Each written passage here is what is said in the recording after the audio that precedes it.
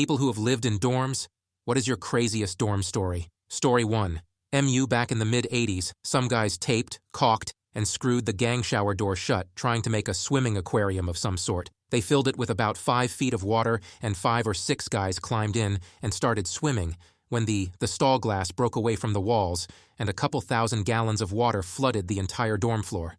Story 2. I was an RA and have a few crazy ones from that experience. But here is my best. You have to be on duty while an RA. Basically walk around and check stuff out. Answer calls if stuff is going down. Well, I'm sitting around my first night in duty, kinda hoping something happens, when a naked kid walks past my door. Obviously, I start following him and ask what's going on. He stops on the stairs in Ace Ventura style, with his butt. Tells me to F myself. He then proceeds to try and break into a number of rooms, at which point we call the cops. When they finally show up, he punches out my co-RA and flees. The cops corner him in a lounge and I got to watch him get tased. Acid. Be careful. Story 3. Not me, but my sister last year had a hectic and sad one. She lived last year in a dorm with another girl in the same room. Girl seemed fine. They got along great and were pretty good roommates. Around first semester exam time, she walks into her dorm to find her roommate dead on her bed. The roommate committed suicide and said in a letter to her, "This is not your fault. I just can't handle school anymore." Sister was traumatized, but continued in with school. Different room now and new roommate, same dorm style. Only 2 weeks after she finds her new roommate with a knife in her stomach on the floor. This one was stabbed by the roommate's boyfriend who couldn't handle a breakup from her roommate. Luckily, the roommate survives. So my sister decides that these types of rooms are not for her and asks to have a single room. Receives single room, and my sister can finally relax. But wait, there's more. Nearing the end of her second semester around exam time again, the guy who was living in the room across from her hung himself in the middle of the hallway right in front of his and my sister's door.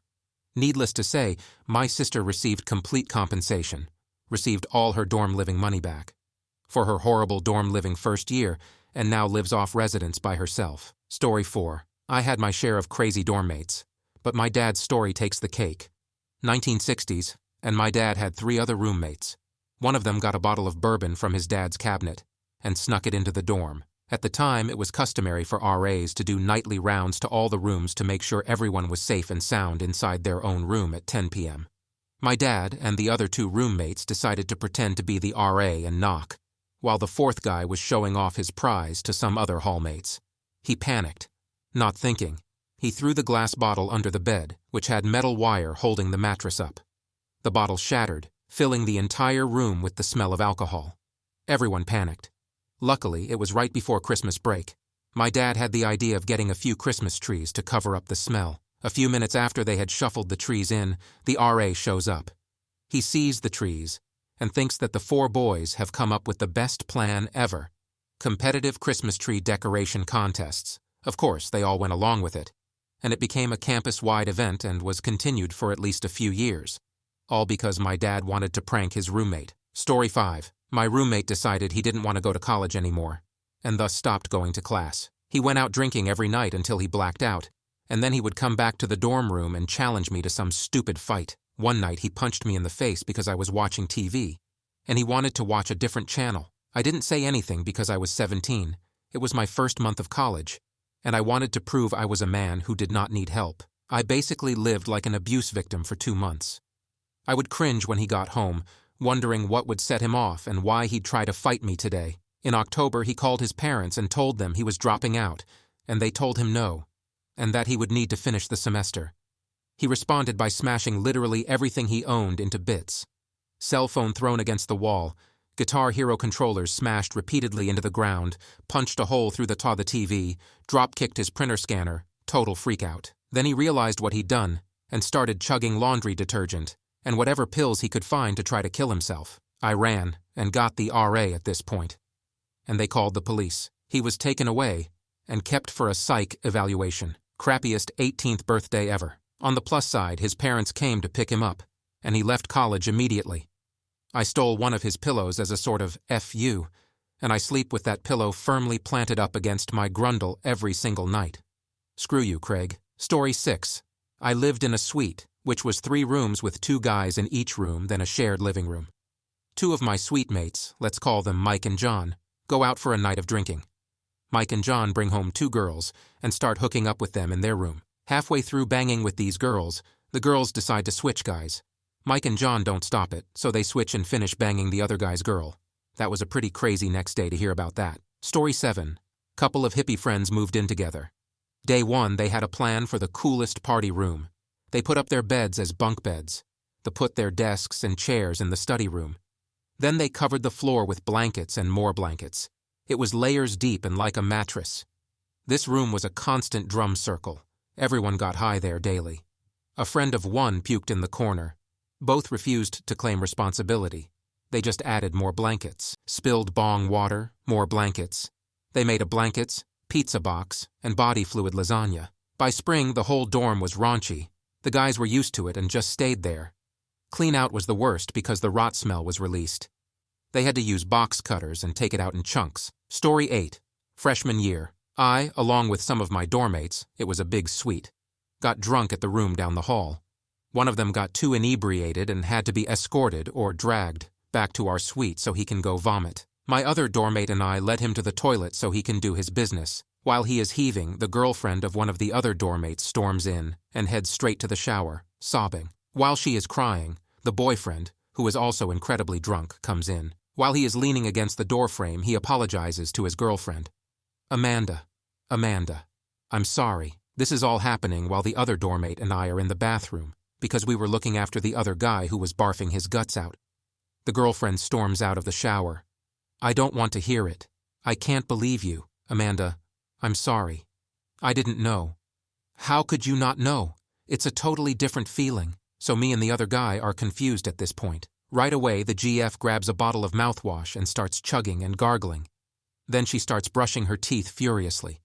While this is happening, I ask, with drunken confusion, what's going on? The girlfriend turns to me with foam all over her mouth. What do you think? How have you not caught on? So I think about it for a bit and realize, with eyes wide open, I had to stop myself from laughing when she confirmed it. What happened? The boyfriend was so drunk that he pissed in his girlfriend's mouth while she was blowing him. She had yellow spots all over her shirt. Story 9. Long story. First semester in residence, dorms. It was the week before midterms and I was sitting at my desk studying my law notes for my provincial statutes class when I hear someone start kicking my door followed by laughter and the sound of someone running away. So I casually moved my notes next to the hallway door, made myself a coffee, and continued studying right next to the door. Why, you might ask? Because these little douchecopters had done this before, and they always went for the double tap. Sure as the Tin Man has a sheet metal cock, I hear someone running down the hallway laughing and hitting doors. Right when they got to my door, I ripped it open and grabbed the little bastard by the collar and threw him to the ground and stood over him screaming, "Do you think this is a joke? Why aren't you laughing, funny guy?" The guy in charge of my floor came running down the hall when he heard me yelling at this kid and pulled me back from him. The next day, that kid was kicked out of residence and fined over $1,000 for disturbing other students, drinking underage, and being a total asshat. I have so many stories from residence, but this one will always have a special place in my heart. Story 10. I may be buried, but I finally have a relevant story. I was coming back from a drunken night my sophomore year. I decided to take a killer crap before going to bed and sleeping the idiocy of the night off. I figured that I'd treat myself and go to the handicapped stall because, when you're drunk, space is wonderful. So I'm minding my own business, and I hear the clacking of high heels on the tile floor. I hear 2 voices whispering frantically, "Shit, the big one's taken, let's go here." I look over and see a pair of heels and a pair of sneakers and a zipper undo. I think y'all can imagine what happened next. In between the moaning and sighing, I can't help but let out drunk farts and whatnot. To her credit, she never stopped. Anyways, I finish my business, wash my hands, and leave. I got into bed realizing that I had forgotten to brush my teeth. I grab my gear and go back in. As I turned the sink on, I saw the couple walk out of the stall together. I nodded and waved, and they went about their day. I saw that girl everywhere until I graduated. Story 11. I went to Columbia University. I was in John Jay dorm my freshman year. It's 15 stories tall if I remember correctly. The important details are 1. It's on 114th Street, about 120 blocks or so north of Lower Manhattan. And 2. Back in the early 2000s, there was nothing preventing kids on the top floor from climbing out onto the roof, which is pretty crazy. 2000 seems kind of late for that. Anyway, 9/11 happens about a week into my freshman year. After watching the news for a while on the TV on my floor, I go up to the top floor, where I had met a guy during orientation, and I used his room to climb out on the roof. You could see the towers burning, even from so far uptown. I had a camera, and I took a picture, and then moments after I took the picture, the first tower collapsed. I could hear people from all over the building screaming. Anyway, that's my dorm story. I climbed on the roof and watched the World Trade Center collapse. Also, we busted in on a guy while he was having banging with his RA once. Story 12. First dorm roommate I had. I lived with for 3 weeks. He never bathed the entire time. The stench was unbearable, and I moved out. Found out after I moved out people called him Chester the Molester. Great. Second roommate was great. He's now a working actor, so props to him. He would always say, "Pardon me," after even the lightest of burps. I thought it was weird, but he's a nice guy. Kinda on the arty nerdy side, so he had a lot of arty nerdy friends who would come over a lot and hang out all the damn time. They were generally respectful and nice, so no worries. The most awkward and nerdy of all of them. Wire frame, glasses she'd push up her nose by scrunching her face, short bobbed hair, and flat as a board chest. She'd sit on my bed a lot, even with me laying in it trying to doze off. One night she just lay down next to me.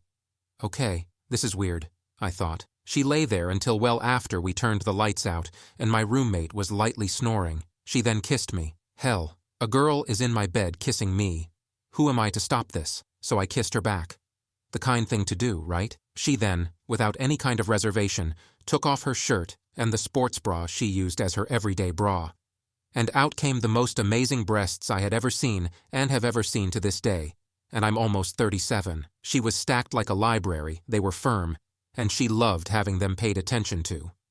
We didn't hook up that night, but I ended up dating her for a while, and being her first because, hell, she may have been nerdy, but still to this day, that body. My next-door neighbor was an alcoholic. He'd get so drunk he'd crap all over the hallway in his dorm room and end up butt naked in the middle of the bathroom with crap covering him head to toe. Other than that, a pretty normal dorm experience. Story 13. Some guys on my floor decided to trap another guy in the bathroom. Our rooms were designed as suites where 2 rooms connect via bathroom and you lock the bathroom door from the bedroom. The guy who was trapped was claustrophobic and got out the only way he could think, by barreling through the walls and into the hallway. I wasn't there when it happened and only saw the aftermath of a huge hole in the wall, but it was pretty wild. Story 14. The P-Puck. Lived in the freshman football dorm. The doors in my dorm were all directly across the hallway from each other. There were some dudes a couple of slots down the hall from me that liked to play music too loud and just generally be rude and disrespectful. Our RA was a big coward who was too passive to really do much about it. One night, their neighbor across the hall got tired of their crap. He took an empty pizza box, pissed in it, and put it in the freezer. Then late at night, when everyone was asleep, he took the frozen block of pee, hereafter known as the P-Puck, out of the pizza box, set it on the floor of his room, and slid it across the hall into the a-hole's locked dorm room. My understanding is, both of them refused to clean it up, each believing the other was responsible for the piss puddle in the middle of the room they woke up to. Relations between the two soured. Surprise, surprise. Dude across the hall was never suspected. Heard the story after finals. Still my favorite story from college. Story 15. These 2 brother and sister ginger twins lived in my dorm. Both pale, overweight with straggly hair. Some of us were sitting on the sofas in the lobby, chatting away and planning where to hold our 420 session later that day. An ambulance pulls up. Emergency workers rush into the building with the gurney, head straight to the elevators. Everyone is wondering what is going on, and clearly worried. 10 minutes later, the emergency crew come out of the elevator. Ginger's sister is lying on the gurney yelling in pain, face red and covered in sweat. Ginger brother is by her side running along with the EMT team, also sweating, red-faced, and clearly panicked. As they turn the corner and head towards the exit, we can now see the problem. Ginger boy managed to get his whole fist up his sister, but couldn't get it out. We never saw them again. Story 16. I had a friend who lived on a sub-free hall in the same dorm building as me. Although he lived on this sub-free hall, he started drinking about 2 weeks into the school year. When he'd come home drunk, he'd be scared to run into his RA, so he'd sleep on the floor of my room. It got to the point where I had a bottle of water, a bucket of pretzels, and an air mattress pillow and blanket waiting there because this happened so frequently. One night he came back a little more drunk than usual. I find him in my room when I come back from hanging out with people. He's laying on the floor on his back, snacking on pretzels and being just generally silly. Then I see his hand fall into his pants. It's there longer than it should be, and I just asked, "What are you doing?" He continued to play with himself, so I left the room for a couple minutes, just to clear my head because I could not believe what was happening. I come back a few minutes later and just shout, "What the F are you doing?" That's when he gives me the creepiest, happiest, just finished smile I've ever seen. Then he fell asleep. When he woke up the next morning, I asked him if he remembered the previous night. He had no recollection whatsoever. I told him what I had seen. He buried his face in his pillow, a few seconds later responded, "I need to go to church," and left. Story 17. The people on our dorm floor got to be pretty close over the year. Our RA, resident advisor, was chill and always cut us slack and gave us multiple warnings instead of writing us up for drinking, music, whatever. He also made one very important promise. On the last night in the dorms, he would break all of the rules and play beer pong with us. Sounds innocent enough. A majority of the floor stayed through finals week until the very last night you were allowed to remain in the dorms in anticipation of the night. We hoarded our alcohol and made attempts to acquire a keg. What unfolded next was absolute anarchy. The kind of stuff you picture when you're an 18-year-old heading to college and just saw Animal House for the first time. Everyone went nuts. Out RA opened his room to a beer pong tourney and things quickly spiraled out of control. One dorm room became a rave-like dance party. We found some tents and tried to drunkenly set them up. When it failed, the poles were used for a drunken jousting tournament.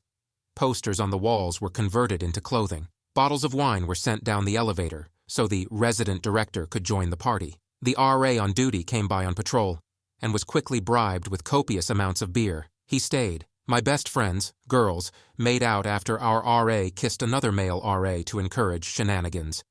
Our RA decided clothes were just too hard and stripped down to his boxer briefs. He was also given a fake mustache and sunglasses to disguise himself and his mistakes. An abandoned dorm room became the hookup room. People left from other floors sniffed out the party and joined. Hundreds of cans of beer, tens of bottles of liquor, and a few bags of wine, all gone. The recycling room was full from people moving out, and it became the equivalent of a ball pit to toddlers for my drunken friends. Eventually, all passed out strewn throughout the floor in time for sunrise. In the morning, a very hungover RA had to check all of our rooms and sign us out. The struggle bus was full. My roommate and I were neighbors with an international student from Asia. The night was perfectly summed up when his mom, who for whatever reason spent the night in his dorm, came out in the morning and screamed in horror when she saw the hallway and passed out bodies, broken bottles, and torn down signs. That was the last night of my freshman year of college, and still one of the best nights of my life. Whenever someone tries to tell me that dorms aren't fun and you can't meet people, I smile to myself and remember the night we broke all the rules and turned an innocent game of beer pong with our resident advisor into complete anarchy. I've never posted on Reddit before, but this story had to be shared. Story 18. Freshman year. Myself and a handful of other people were in this guy's room, drinking. His RA knocks on the door. We shove the booze under some blankets. The RA is super stoned and asks if he should put on sunglasses before anyone else sees him. We told him to shower and change because he smelled like he'd just been in a weed sauna. He says thanks, takes a Tupperware container out of his backpack and hands it to the guy who lived in the room. He said, "Sorry, they're just normal brownies, but I don't want to eat them all right now, so eat them for me." Then he walked back to his room. We continued to get drunk and eat brownies. Sophomore year, I lived with a girl who was legitimately crazy. The dumbest thing she did was tell our RA that I had booze in our room. I didn't. She did. She got written up. I got a talking to. The worst she did was banging while I was in the room. The craziest was when she turned off every light in the room, including my desk light, and left to show her. I didn't turn the lights back on.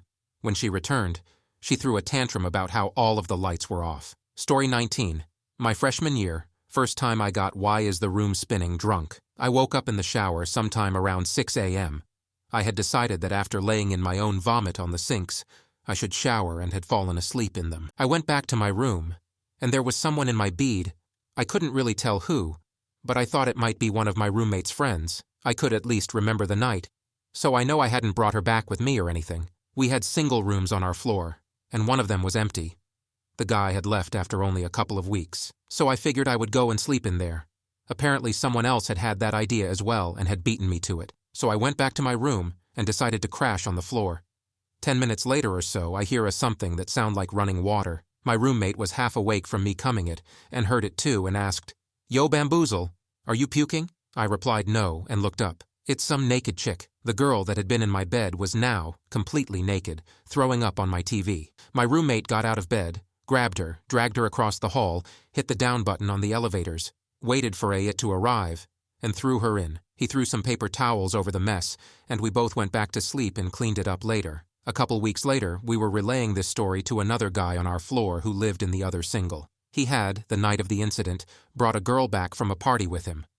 Afterward, he couldn't take her snoring, so he went and slept in the single room, the one I had tried to go to. When he went back to his room in the morning, all the girl's stuff, clothes, cell, small bag with her school ID and money, was there, but she wasn't. She had never come back for it either.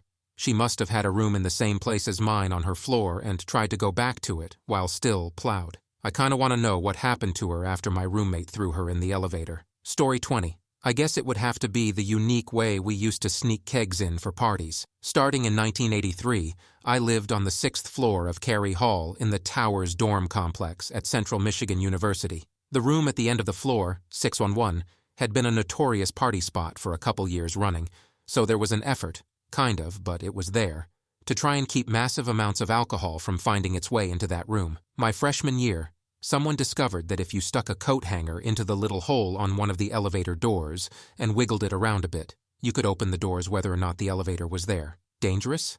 Sure.